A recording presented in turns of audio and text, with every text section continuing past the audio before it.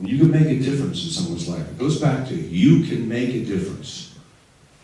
You have to make a difference in someone's life. But first you have to make a difference in your own life. And that difference can come with just crossing the street. When you see someone who needs a smile or needs a help. I went on Night Rider, and just as a gag, I learned the names of all the crew. And they told me that they've been working on my shows for 30 years and nobody ever knew their names. And those guys would have killed for me.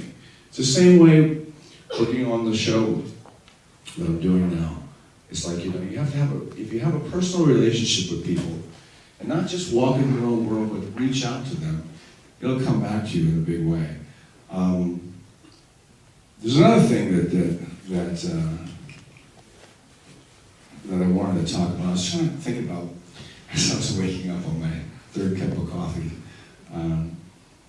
I did a lot of work with the Make-A-Wish Foundation because of Randy. When I told you that Randy sent me a picture of his hat and jacket, it was a picture of Randy's hat and jacket in his casket. And in his casket. And I'm like, whoa, it's a little Polaroid. This is heavy. And I showed it to the whole cast and crew, and they all started to cry. And I said, open the door.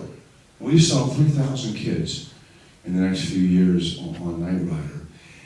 And it always amazed me how they still believed in God. You know, how do you believe in God? How do you keep this faith when something tragic like this happens? And the reason I talk about Randy is I asked his dad, is it okay if I use Randy as kind of my mentor, as my mascot? Yeah. And he said, sure. But I got a call from my mom, who passed away about 3 years ago. I said, hey, you're not going to believe this. Somebody just called and said their son was in a crosswalk, and it looks like he's going to die. And can you go see him? I said, when? She said, no. I said, Mom, it's Christmas Eve.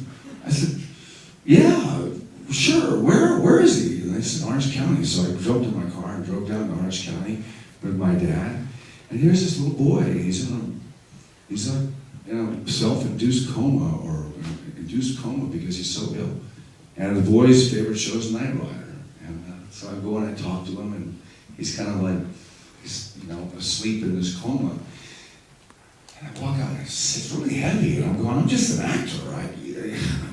I felt really embarrassed and kind of humbled that you wanted me to be here. And I told my dad, I said, Dad, I don't know what else to do. This kid's, he's in bad shape.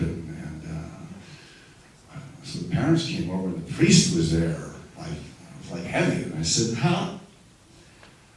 can I ask you a question? How do you still believe in God and have so much faith when this has happened to your son? And you know what they said? Because you came. I'm not, what? Because you came. We know that our son's not going to make it. But we prayed for a miracle, that we could find his favorite hero, Michael Knight, Night Rider, and we did. And you came. That's a miracle. So it gave them, so we all, of course, started to cry. And we went back in and said, Dad, I'm staying here until this kid wakes up. And we stayed there until the kid rolled over and said, Michael Knight, oh, Michael Knight. And gave him a little hug. And then the doctors came over and said, he's in bad pain, and blah, blah, blah, blah, that's enough. And we left, and the boy died the next day, but it was because we came. It's because we showed up. And the whole, if I could leave you with something, you gotta show up in life. You gotta show up for your parents. You gotta show up for people who need help. You gotta show up for yourself. It's fun to party. It's fun to go out and get crazy. And it's fun to sit back and watch life go by the next day because you're so hungover. I've been there for days.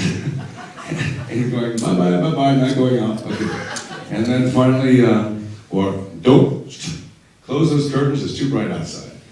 You don't have that problem here because there's no sun. Great place to party for you guys. We're partying all night! There's no sun! I'll never be blinded going home. I used to be blinded going to work on the end of the restless. But anyway, life is great. Life is fun. Life is full. I've been around the world the last My nephew here, Nick, and I started 3 years ago with a panto in Wimbledon, and we haven't looked back. We've been all over the world, from Australia to bungee jumping in Zimbabwe to rappelling off of Table Mountain to the Sydney Harbour Bridge, looking for opportunity. You got to look for it. No one's going to look for it, and you got to do it yourself. The main thing is to stay in the game. You know, if you stay in the game, you're going to hit one out. That's baseball. I guess you guys call it cricket here. But the way I say it, you throw enough balls in the air, you're going to catch one. One of them's going to land. You just got to, A, have the balls, and 2, you got to have the balls and keep them going. You know, I've got like 19 things going on. When Nick came to work for me, I said, "Can you do 2 things at once?" He said, "Yeah, sure." I said, "Can you do 19 things at once?" He went, and then he left. He left. I said, "He can't do 19 things at once. He's a swimmer. He loves the water." And I called him back and said, "Come on, I think you can do at least 8. And we went over to Austria. Now he does 101 things at once. And I mean it, 101 things at once.